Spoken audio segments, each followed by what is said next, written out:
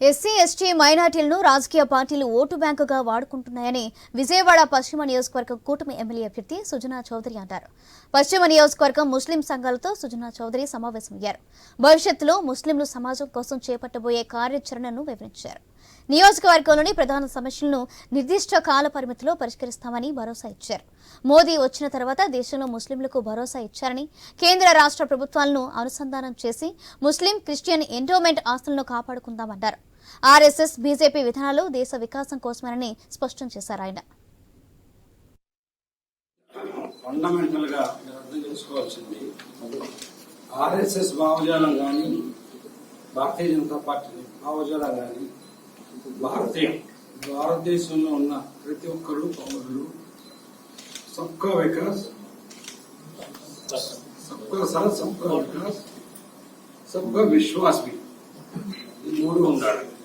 కాబట్టి కానీ రాజకీయ పార్టీలు రకరకాలుగా వాడుకొని గత 70 సంవత్సరాల్లో ఎస్సీ ఎస్టీ ముస్లిం సోదరులను వాడుకొని ఈ భారతదేశాన్ని ఈ స్థాయికి తీసుకొచ్చింది.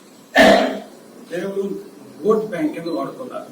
అలా కాకుండా గత 10 సంవత్సరాల్లో ఎన్డీఏ నరేంద్ర మోడీ గారి నాయకత్వంలో ముస్లింస్ ఏం చేస్తుంది చేస్తారు.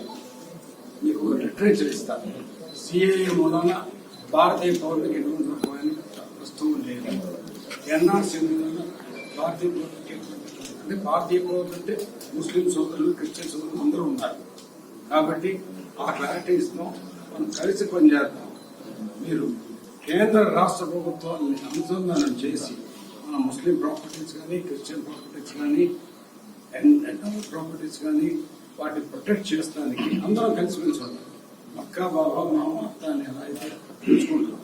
కాబట్టి మీరు అందరూ సైనికుల్లాగా పనిచేసి ఈ ఎన్నికల్లో గట్టి మెజార్టీతో మీరు గెలిపించండి. నన్ను చిన్ని అంటే